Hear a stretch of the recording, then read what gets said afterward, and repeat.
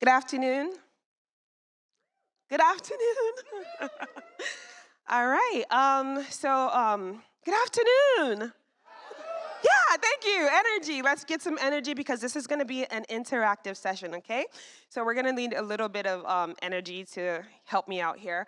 NFTs or Web3 in general has a PR problem. Am I right or am I wrong? I am right. And if you have been here for the past 2, 3 years, in some way, shape, or form, we have contributed to this PR problem. Am I right? Okay, awesome. So today, as they say, I am Toni Payne, host of the NFT Talk Show podcast, the lady that giggles a lot on her podcast, still life photographer and founder of the Champagner Social Club. And today I will be talking about dismantling some common misconceptions about NFTs. I believe the PR problem that Web3 and NFTs have, I feel like we are the solution. So if we are the solution, where does it start from? It starts from me, it starts from you, it starts from you, and you, and you, and you. And how do we achieve that? So we are going to be dismantling some of the common misconceptions about NFTs. So I want to ask, what is the first thing outside of the Web3 space that you hear people say about NFTs? Does anybody want to raise their hand and tell me? That is a common misconception. It's a Ponzi scheme. Thank you. Are NFTs a Ponzi scheme? No. What is an NFT? Who wants to tell me? Who wants to tell me what an NFT is? Wrong answer. I like that. Wrong answers only. Non-fungible token. So is it possible for something that is a non-fungible token, a technology, to be a Ponzi scheme? Absolutely not. But when you go outside of the Web3 space, the common misconception is, oh, NFTs are a scam.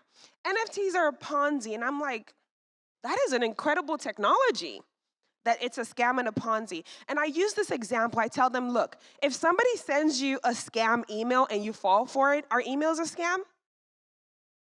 Are they?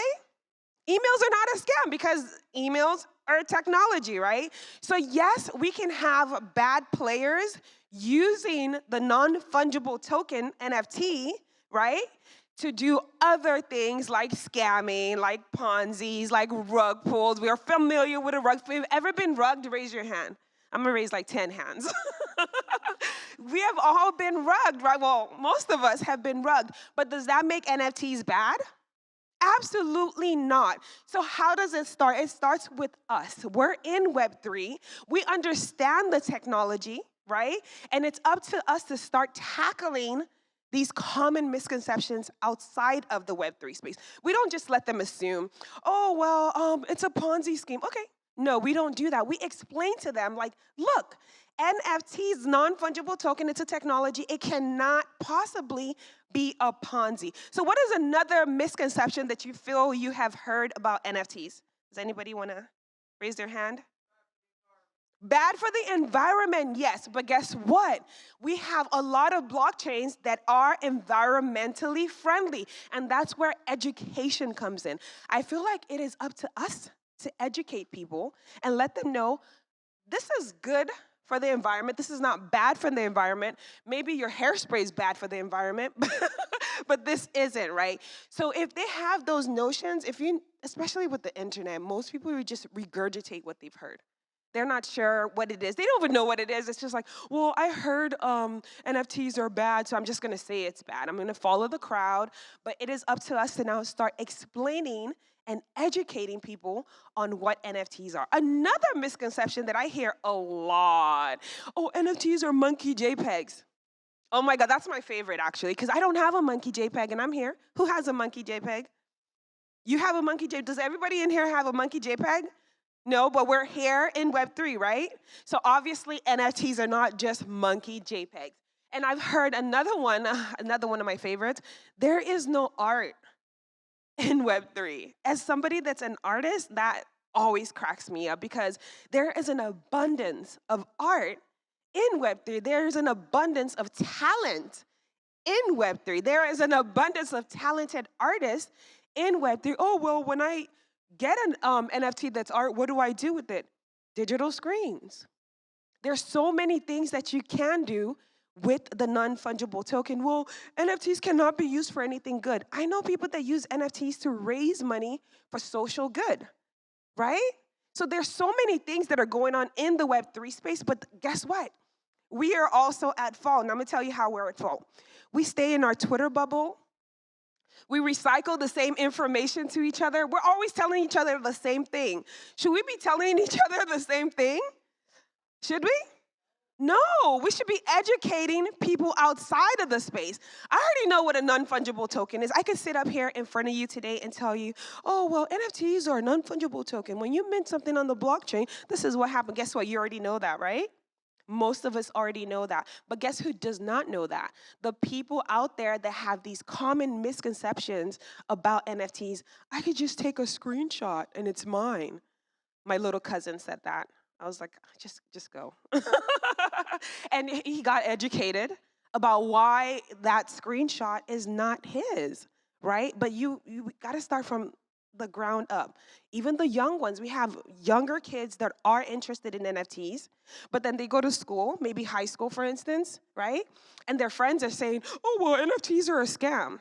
Imagine if you educate one high schooler that is super smart and knows how to convince their friends. Do you know what you have managed to do? You have literally managed to educate almost the entire school, because you know how they spread news, right? So like I said, it is up to us to start dismantling these common misconceptions about NFTs. Very recently, I was featured on Vice, yay me, hey. And I was excited. I was like, oh my God, I'm on Vice, I'm famous. But guess what? I did the stuff you're not supposed to do, read the comments. I went and I started reading comments, and I was like, oh my God, they think I'm a scammer. Oh my goodness, no. But guess what? It's not their fault, because this is what they're hearing. This is their perception about NFTs. And if we stay in our bubble, I ran back to our little Twitter bubble where people can cheer you, you're not a scammer.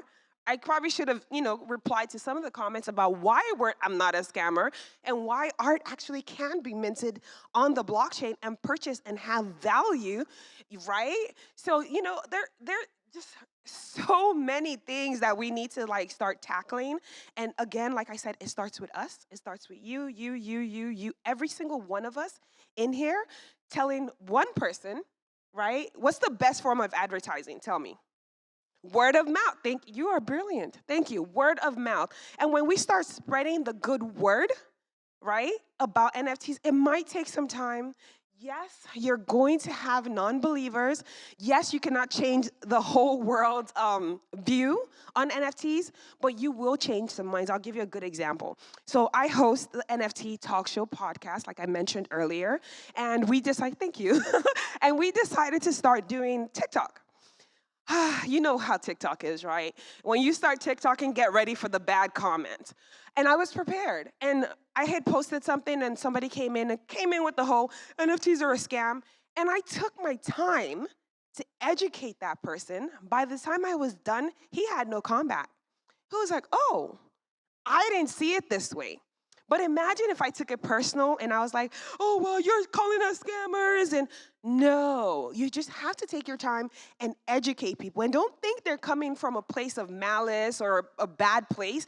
They're just coming from an uninformed place where they think this is what is really going on. I've seen people go, I hate any artist that does NFTs. Why?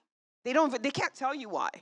Right? And that is because of some of the things that they have heard or some of the things that and they feel very strongly. Have you noticed that? Like people that hate NFTs, they feel very strongly about it, but they can never tell you why they feel very strongly about it. Like, how do you have such huge emotions for something that you don't understand?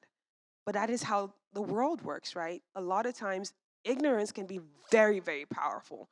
So again, I'm gonna close this out with telling you, every single one of you in here, that we are the solution. And if every single one of us in here challenges every misconception about NFTs, tell our friends to challenge every single misconception about NFTs, we're gonna start a wildfire of information that is positive. And if we start doing things that are positive in the space, like social good, right? My friend here, Rachel, they just went and saved a whale. That is amazing, right? Those are some of the things that we are doing in the space, and people need to hear about it. People need to see that we are doing amazing things in the Web3 space, and we have to use that to start dismantling things. Thank you so much. I am Toni Payne.